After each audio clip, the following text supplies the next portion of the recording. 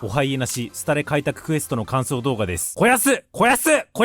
死なず大活躍回でしたね。バージョン 4.1 クリア前後でブートヒルのボイスが変わるらしくて、クリア前だと死なず誰やねんみたいなこと言うんですが、クリアするとお前も知ってるのか、じゃあもうとぼけなくていいな的なことを言うんですって。巡回レンジャーの人情光るいい演出ですね。死なずの正体どう見てもラマンチャじゃねえかって前々から言われてたらしいんですけど、例のごとく私はそんな仮説全然なくて、正体知った時普通にびっくりしたので、アホはほんと得だなと思いました。肥やす思い出話は最後に持ってくとして、パール矢印死なずは公式設定ということでいいですか？ここすごい良かったです。私このパールさんの1ミリも感情入ってない陰銀無礼なお辞儀が大好きなんですけど、列車組と喋ってる時点で、いやこれ絶対パールにとって想定内の出来事だったでしょ。そもそもパールさんはパールさんで二層楽園を私の作品呼ばわりしてるところとか、人の尺度とずれた価値観持ってていびつなんだよな。計算高くて常に優位な立場にいる食えない女最高だなって思っていたところに、死なずが一泡吹かせてやったので、ここは気持ちよかったです。ローカライズした結果たまたまかもですけど、絵の世界を描き出す時の時点で、おそらく死なずが何を言いたいのか理解して食い気味にハッとなってる演出も好きでした。にしてもパールさんって本当にスケベですよね。前回パールさん自身で美は最も貴重って言ってたから、そこの美意識だったり、銃の赤心とか二層楽園の管理者として振る舞うにはこのスケベボディが最適と判断した結果だと思うんですけど、でもそんな体でいるから X でパールさん押し倒して疑問、私に生殖機能はありませんって言わせてる二次創作が生まれるんですよね。すいません。ちょっとまぶたの裏にいるアッハが暴走したんで話を元に戻すんですが、死なずさんめちゃくちゃ買収しようとしてたし、当時の犯人はカンパニーの人間だった説もあって、閲覧権限はないとか嘘つけようとしか思えないんですが、いずれにせよオムニックの美しく合理的で無機質で、なのに微妙に皮肉も効いてる言葉選びを摂取するっていうのはスタレの醍醐味だと思ってますし、人間性失いつつあるアグライアと似た ASMR みたく聞き心地がいい声質なのもあって、今後パールさんにいっぱい喋ってほしいなと思ってます。そんなパールさんを驚かせたシーンは今回はもう一つあったと思います。つまり反壊滅同盟のリーダーとしての責任をアッハに担ってもらうというお話ですか？合理的な結論を導けませんでした。成功率を算出できません。あまりに想定外の奇策に危うく思考停止に陥るところでした。おもろ。今回バージョン 3.8 に続いてまたキャラ通じてライターが喋ってるよって思ったところがあって、それがここ。オンパロスの後で期待値もインフレしてるだろうし、ステラが言う通りセイちゃんに突拍子もない発想させたんでしょうけど、マジで突拍子もなくてよかったです。ただ突拍子もないんだけど、パールさんが言う通りアッハとしても自分の遊び場を守らなきゃいけない。列車組からしてもスターピースカンパニーの協力を得つつも牽制を働かせなきゃいけないという意味で合理性があるので、そしてストーリーとしてもめっちゃ気になる引きなので、この展開うめえ、さすがスタレと思いました。ちょっと気になったのが、セイちゃんがこの着想を得る伏線みたいなのってここまでにあったのかなってとこ。もちろん私がそんなん気づいてるわけないんですけど、そこも仕込まれていたら完璧すぎるので、もし思い当たるものがあれば教えてください。突拍子のないアイデアを放つセイちゃんも、金の匂いを感じると急に多弁になるセイちゃんも、唯一の一別を受けた総攻め確定のドスケベセイちゃんについても最高だったんですが、一方でステラが言う通りセイちゃんに降りかかるピンチもその克服もインフレしまくってるから、二層学園に降りかかる災難にいまいち危機感を覚えにくいのはほんと難しいとこで、脱力タイムズみたいな悪意のある切り取られ方をされてネットが炎上するくだりありましたけど、いや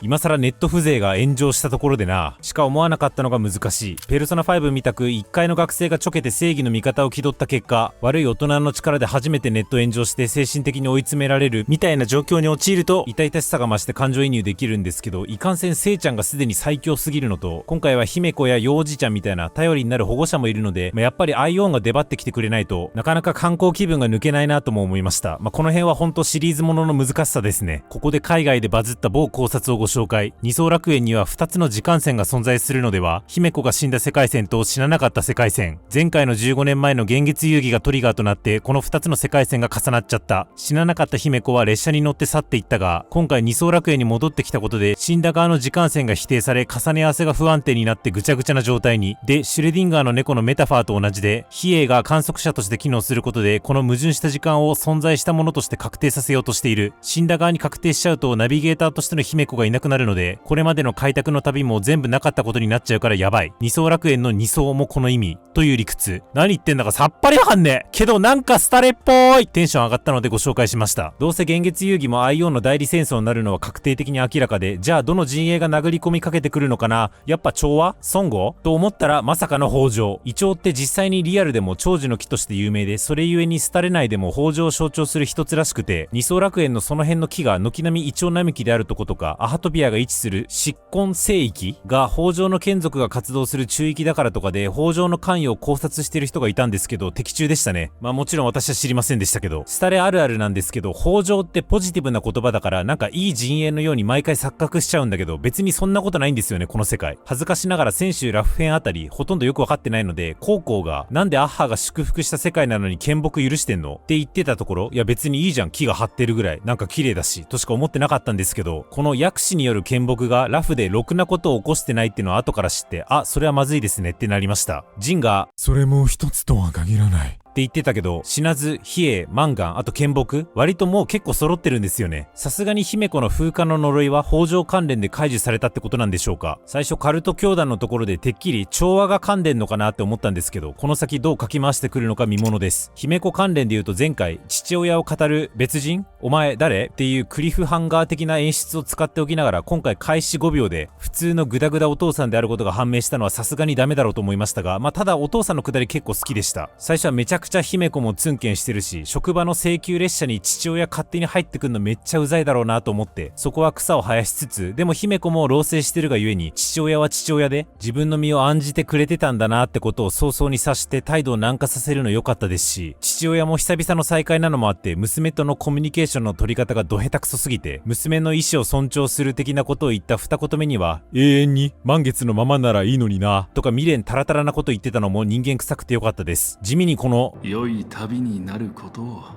祈っているというセリフが今回の中では一番好きでした。ちなみに2番目に好きなセリフはせいちゃんの鳩川区って小さいけど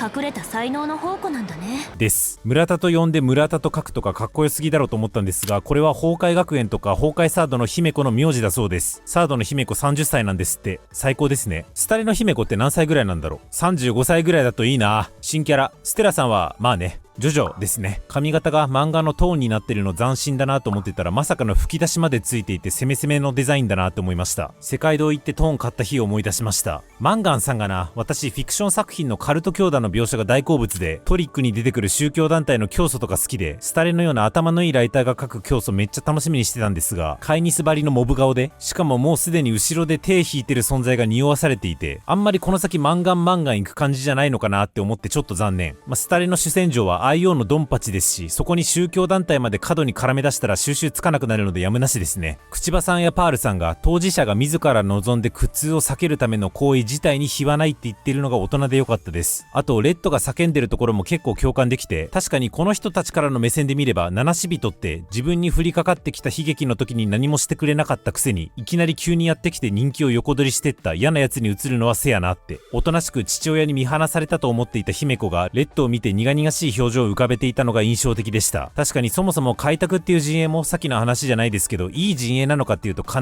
ずしもそうでもない気がするし、ベルトが前回我々は本になるとか言ってたけど、言うてそれもエゴだし、違法者が急にかき回していくっていう開拓の悪しき側面を描いてるこのシーン、コミカルの中に急に突っ込むシリアスな塩梅が前回に続いて良かったです。あと二層楽園初披露時のベロブルグっぽい一枚絵はここに繋がってたんですね。そこについては納得しつつも、これは完全に個人的な好みなんですけど、公式が過去のストーリーをパロディチックに振り返るくだりっていうのはあんまりシンクロするノリではなかったんで、ふわーっと乗り越えましたが、これも憶測ですけど、二層楽園やっぱりもともと予定していた世界ではない気がするっていうのを今回も少し感じちゃったんで、過去のストーリーに触れるこの展開もどこまで本意だったのか想像するとやむなしか、当初予定だったやつがあるのであればそっちもどっかでお披露目してほしいなって思ったのも正直な感想でした。あと二次元ローリングむずすぎです。そんなところかな。小安さん思い出話、あなたは小安と言ったら誰を思い浮かべますか？私はこの辺です。特に探偵っていう属性もつけると彼すごいなって思うんですけど、小安さんって私の中では何を演じても小安なんですよね。だから死なずじゃなくて小安なんですけど、本来声優ってその役柄に命を吹き込む方なので、声優の方が前に出ちゃうのダメなんじゃねって思っちゃうんですけど、